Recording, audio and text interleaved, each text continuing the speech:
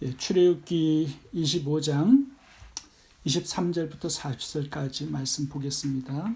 출애굽기 25장부터는 이제 성막 제조가 40장 끝까지 나옵니다. 이 성막은 제가 어제 말씀드린 대로 예수님을 상징합니다. 그래서 이 성막을 잘 공부하다 보면 예수님의 복음을 우리가 굉장히 잘 이해할 수가 있습니다. 이 성막 안에는 6개의 기구가 있습니다. 성전뜰에는 번제단과 물두멍이 있고요. 성소 안에는 들어가면 오른쪽에는 떡상, 왼쪽에는 금촛대, 바로 앞에는 향단이 있습니다. 그리고 지성소 안에는 법궤가 있죠. 제가 그림을 설교 노트에 넣어놨는데 참고하시기 바랍니다. 오늘은 떡상과 금촛대 이 2개의 기구를 만드는 것을 설명해 놓았습니다. 근데 오늘은 이 떡상에 집중해서 저희들이 말씀을 살펴보도록 하겠습니다. 이 떡상은요, 12개의 떡을 이렇게 올려놓는 기구입니다. 그러니까 이 진설병이라는 12개의 떡이 이 떡상의 핵심이 되겠습니다. 이 떡은 생명의 떡이신 예수님의 말씀을 상징합니다. 예수님의 몸을 상징해요. 요한복음 6장에 보시면 예수님께서 내가 하늘로서 내려온 산떡이다라고 말씀합니다. 내가 줄 떡은 이 세상의 생명을 위한 내 살이로다 말씀하고 있어요. 그러면서 내 살을 먹고 내 피를 마시는 자는 영생을 가졌고 내 살은 참된 양식이다. 내 살을 먹고 내 피를 마시는 자는 내 안에 거하고 나도 그 안에 거하나니 하나가 된다라는 말씀이에요. 그래서 이 예수님의 말씀을 먹어야 된다. 그래야 우리에게 생명이 있다, 영생이 있다 이렇게 설명을 하고 있습니다. 마태복음 4장에서도 예수님께서 이렇게 말씀하셨죠. 사람이 떡으로만 살 것이 아니요 하나님의 입으로 나오는 모든 말씀으로 살 것이라. 영생을 설명하고 있는 겁니다. 영적 생명. 예수님께서 십자가에 달리시기 전에 제자들과 마지막 만찬을 하시면서 이렇게 말씀합니다. 떡을 가지사 축복하시고 떼어 제자들을 주시며 가라사대 받아 먹으라. 이것이 내 몸이니라. 예수님의 몸, 말씀을 우리가 먹어야 건강하고 영적으로 또 생명을 가질 수 있고 또 사명도 감당할 수 있게 되는 것입니다. 오늘 이 떡상을 통해서 그 떡상 위에 있는 12개의 진설병을 통해서 우리가 어떻게 하나님의 말씀을 먹고 받아들여야 할지 3가지의 교훈을 살펴보도록 하겠습니다. 첫 번째, 하나님의 말씀을 먹을 때 성령의 도움을 받아야 합니다. 이 성전 예배에 드려지는 모든 떡은요, 다 기름을 넣어서 반죽을 했습니다. 구울 때도 기름을 넣어서 굽게 했어요, 불에. 이 떡상에 올려놓는 이 진설병도 마찬가지입니다. 기름을 부어서 반죽하고요. 구울 때도 기름을 발라서 불에 구워야 했고요. 근데 그 떡 위에 유황을 올려놓아야 했습니다. 기름은 성경에서는 늘 성령을 상징합니다. 유황은 기도를 상징해요. 떡상에 올려놓는 떡에는 항상 기름이 들어있습니다. 그리고 유황이 그 위에 올려져 있습니다. 우리가 말씀을 읽고 묵상할 때 기도해야 한다는 거예요. 그래서 성령 하나님의 조명을 받아야 한다는 겁니다. 말씀을 기록하신 분이 성령님이시죠. 그 말씀의 저자이신 성령님의 조명을 받을 때 우리는 하나님의 말씀을 잘 깨닫게 돼요. 잘 공부하게 되는 것입니다. 그리고 말씀의 은혜도 받게 되는 거죠. 이 말씀을 스스로 노력해서 자기의 생각과 이성으로 공부해서는 안 된다는 겁니다. 이 성막 구조를 살펴보면 떡상 옆에 뭐가 있죠? 오늘 본문에 금촛대가 있습니다. 이 성막 안에는요, 유일하게 불을 밝히는 곳이 이 금촛대예요. 그러니까 금촛대가 없으면 전부 다 깜깜합니다. 아무 일도 못해요. 그러니까 떡을 먹을 때도 이 금촛대의 불을 도움을 받아야 하는 거죠. 다시 말하면 이 떡에는요, 유황이 있어야 되고 기름이 있어야 되고 금촛대에서 나오는 불빛의 조명을 받아야 합니다. 그렇게 먹어야 되었어요, 제사장들이. 내가 스스로 노력해서 말씀을 이해하려고 하면 안 된다는 겁니다. 그러면 반드시 잘못 이해하게 되고 이단이 될 수 있는 가능성도 많이 있죠. 저희가 마태복음 13장을 지난번에 묵상했을 때 이게 말씀이 떨어질 때 그 옆에 누가 와 있습니까? 새가 와서 쪼아 먹으려고 기다리고 있는 거죠. 새를 주님께서는 마귀로 상징을 하셨습니다. 말씀을 들을 때 성령님도 역사하지만 마귀도 역사합니다. 왜 그럴까요? 말씀을 잘못 이해하면 그 사람만 죽는 게 아닙니다. 만약에 그 사람이 목회자라면 여러 사람들 죽일 수 있거든요, 영적으로.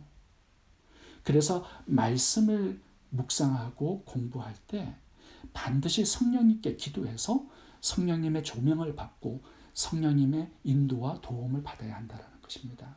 그럴 때 말씀을 바로 하나님의 마음으로 우리가 이해할 수 있게 되는 거죠. 두 번째, 말씀을 항상 먹어야 합니다.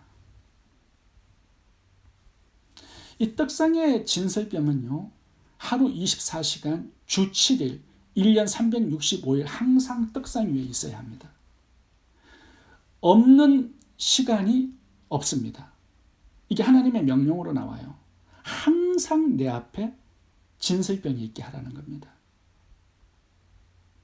출애굽기 25장 30절, 상위에 진설병을 두어 항상 내 앞에 있게 할지니라. 그러니까 성막이 존재하는 한 이 진설병은 항상 그 위에 있습니다. 365일. 우리가 육적 양식은 새끼를 먹고요, 늘 집안에 양식이 떨어지는 법이 없습니다. 음식을 먹지 않고 지나는 날이 없죠. 그렇게 영적 양식도 매일 항상 내가 먹고 살아야 한다는 거예요. 성막은 예수님을 상징하지만 또한 성전된 우리 자신들을, 성도들을 상징하고 있습니다. 성전에 항상 떡이 있듯이 우리의 성도들의 내면에도 항상 예수님의 말씀이 늘 살아있어야 한다는 교훈을 오늘 본문이 주고 있습니다.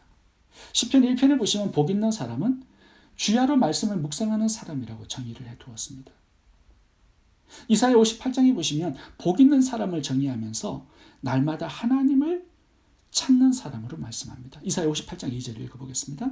그들이 날마다 나를 찾아 나의 길 알기를 즐거워함이 마치 의를 행하여 그 하나님의 규례를 폐하지 아니하는 나라 같아서 의로운 판단을 내게 구하며 하나님과 가까이 하기를 즐거워하며, 이게 복 있는 성도들의 정의입니다. 날마다 나를 찾아 하나님의 길 알기를 즐거워하는 사람, 이것이 하나님의 백성의 특징이에요. 사도행전 17장을 보시면 베레아 사람들의 특징이 나오는데 성경을 날마다 상고하는 사람으로 나옵니다. 베레아 사람은 데살로니가에 있는 사람보다 더 신사적이어서 간절한 마음으로 말씀을 받고 그것이 그런가 하여 날마다 성경을 상고함으로. 우리가 날마다 말씀을 묵상하고 상고하고 공부해야 되는 그 이유가 뭘까요? 말씀이 없으면요, 그때부터 타락이 시작합니다. 말씀이 생명입니다. 말씀과 단절이 되면 생명과 단절이 되는 거죠. 그래서 죽음이 시작합니다. 아담과 하와가 죄 없는 거룩한 사람으로 창조되었죠. 근데 말씀 묵상이 게을렀어요. 그러니까 마귀에게 미혹을 당합니다. 범죄하게 되고 죽음이 시작이 되는 거죠. 다윗도 마찬가지예요. 늘 말씀을 곁에 두고 묵상하고 사랑했을 때는 그는 의인으로 살아갑니다. 그런데 어느 날부터 말씀 묵상이 게을러져요. 오후에 늦잠을 자고 일어납니다. 그렇게 말씀이 항상 마음속에 살아있지 않았을 때는요, 마귀의 시험에 걸려듭니다. 간음자, 살인자가 되는데 몇 시간 걸리지 않았습니다. 말씀이 우리의 생각과 마음에 살아있지 않다면 우리도 마찬가지예요. 연약한 사람입니다, 우리는. 그래서 늘 항상 하나님의 말씀을 주야로 묵상하는 습관을 우리가 가져야 해요. 이 떡이 없다면 성전이 되지 않습니다. 말씀이 없다면 우리가 성도가 될 수가 없습니다. 하나님의 백성이 될 수가 없습니다. 말씀이 없는 가정, 말씀이 없는 교회, 말씀이 없는 목장, 이미 죽어가고 있는 거예요. 병들어가고 있는 거예요. 골로새서 3장 16절의 말씀을 읽어보겠습니다. 그리스도의 말씀이 너희 속에 풍성히 거하여, 항상 하나님의 말씀이 우리의 마음 가운데 풍성히 거할 때 우리는 내 죄성도 이기고 세상의 유혹도 이기고 마귀의 미혹도 이기고 하나님의 백성으로 하나님의 사명을 감당하는 그런 사역자들로 살아갈 수 있게 되는 거죠. 세 번째, 우리가 말씀을 먹을 때 사명을 위해서 먹어야 합니다. 이것이 오늘 본문이 우리들에게 주는 교훈입니다. 이 떡상과 진설병을 레위기 24장에서도 설명하고 있는데요. 9절을 제가 읽어보겠습니다. 이 등은 아론과 그의 자손에게 돌리고 그들은 그것을 거룩한 곳에서 먹을지니. 레위기 24장 8절도 읽어보겠습니다. 안식일마다 이 떡을 여호와 앞에 항상 진설할지니 이는 이스라엘 자손을 위한 것이요 영원한 언약이니라. 그러니까 이 12개의 떡이 제사장들만 위한 것이 아니라 이스라엘 12지파들을 위한 것이다 라고 말씀을 하고 있습니다. 그러니까 12개를 올려놓는 거예요. 그게 12지파의 상징입니다. 그리고 하나님께서 중요하게 말씀하는 게 뭐냐면 이 떡으로 영원한 언약을 맺었다는 겁니다. 그러니까 하나님의 말씀을 가지고 언약을 맺어요. 말씀이 있을 때 너는 나의 백성이다. 우리가 말씀을 가질 때 하나님은 우리의 하나님이다. 이렇게 언약을 맺게 된다는 겁니다. 그러니까 말씀을 먹는 것이 얼마나 중요한 것이고 말씀을 지키고 순종하면서 살아가는 것이 얼마나 중요한 것인가를 알게 하시는 겁니다. 근데 중요한 것은요, 이 떡을 제사장들만 먹었습니다. 그 뜻은요, 이스라엘 전체가 와서 먹을 수는 없는 거죠. 그러니까 대표로 먹는 거예요, 제사장들이. 대표로 먹고요. 이 제사장들의 사명이 뭐냐면 제사만 인도하는 게 아닙니다. 율법을 가르치는 거예요. 12지파들에게 흩어져서. 그게 그들의 사명입니다. 그러니까 떡을 먹고 떡을 나눠줘야 돼요. 하나님의 마음, 하나님의 뜻이 무엇인지를 가르쳐 주어서 그들이 언약 안에 거하면서 살아갈 수 있도록 만들어주는 것이 제사장들의 사명입니다. 그러니까 그들은요, 이 떡을 먼저 먹었다라는 것은요, 이 떡을 나누어 줄 사명을 가진다라는 그런 의미가 되는 것입니다. 나만 배부르고 끝나는 게 아니에요.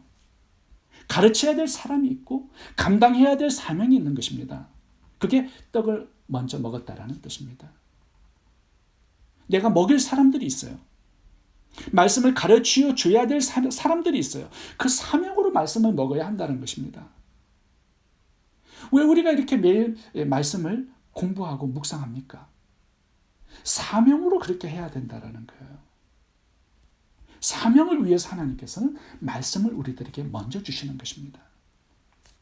제가 이렇게 목회를 하면서 주일 예배 때마다 설교 노트를 만들어서 나누어주고요. 또 저녁 모임에도 이렇게 설교 노트를 만들어서 이렇게 같이 나누고 있습니다. 제가 왜 설교 노트를 만들겠습니까? 하나님께서 이렇게 깨닫게 해주신 말씀을 가지고 또 성도님들에게 나누어 주어서 사명을 감당하기 위해서 그런 것입니다. 근데 이제 성도님들이 이것을 가지고요, 또 모아두시는 분들도 있습니다. 또 이렇게 노트를 기록해서 또 자기의 미래 사역을 위해서 모아두시는 분들도 이렇게 가끔씩 보게 돼요. 그래서 이렇게 설교 노트가 도움이 되신다라고 말씀하시는 분들도 종종 만나게 됩니다. 여러분, 아무리 말씀을 많이 듣고 배우고 묵상하고 깨달아도요, 3일 지나면 다 잊어버립니다. 기록하지 않으면요, 이게 다 잊어버려요. 없어져 버려요. 다윗처럼 기록으로 남기지 않으면, 오늘 본문의 모세처럼 기록해서 남기지 않으면 내 것도 되지 않고 남에게도 유익을 끼칠 수가 없습니다. 그래서 우리가 사명을 위해서 말씀을 묵상하고 공부하고 기록해야 합니다. 오병이어의 기적이 작은 분량이었지만 계속 나누다 보니까 5,000명을 먹이는 기적이 된 것처럼 말씀도 자꾸 나누어야 돼요. 그러다 보면 풍성해지고 예루살렘과 온 유다와 사마리아 땅끝까지 나누어서 함께 먹을 수 있는 분량으로 기적이 일어나는 겁니다. 떡상에서 우리가 얻어야 될 교훈이 말씀을 나누는 선교적 사명이에요. 우리가 적용해야 될 부분들을 한번 생각해 보겠습니다. 마태복음 5장에서는 예수님께서 우리를 세상의 빛이라고 말씀을 하셨습니다. 그런데 집안 사람들에게 비추는 빛이 되어라고 우리의 사명을 설정해 주셨어요. 집안 사람들에게 비추라. 다시 말하면 작게 시작하라는 겁니다. 자녀들에게 가정예배 드리면서 말씀을 가르쳐주고 또 일주일간 묵상해서 의뢰받은 말씀을 목장에서 목원들에게 나누어주고 그렇게 작게 하나님의 말씀의 나눔을 실천해 보라는 거예요. 신명기 6장 7절을 읽고 마치도록 하겠습니다. 내 자녀에게 부지런히 가르치며 집에 앉았을 때에든지 길에 행할 때에든지 누웠을 때에든지 일어날 때에든지 이 말씀을 강론할 것이며 또 그것을 너희의 자녀에게 가르치며 집에 있을 때든지 길에 행할 때든지 누웠을 때든지 일어날 때든지 이 말씀을 강론하고 작게 사역을 시작해 볼 수 있기를 바랍니다. 자녀들에게 또한 목장에서 하나님의 말씀을 나누는 그런 사명자로 살아갈 수 있기를 바랍니다. 기도하겠습니다. 좋으신 하나님, 저희들에게 예수님의 몸을 먹는 귀한 축복과 은혜를 주셔서 감사합니다. 성령 하나님, 우리들에게 지속적으로 진리의 용으로 오셔서 말씀을 가르쳐 주시고 깨닫게 해주시고 지도해 주시옵소서. 성령의 검, 하나님의 말씀이 항상 내 안에 살아 움직이는 은혜를 주시고 또한 말씀을 자녀들에게 나누고 목장에서 나누고 예루살렘 온 유대와 사마리아 땅끝까지 복음을 전하는 이 사명으로 살아가는 저희 모두가 되게 해 주옵소서. 예수님 이름으로 기도합니다. 아멘.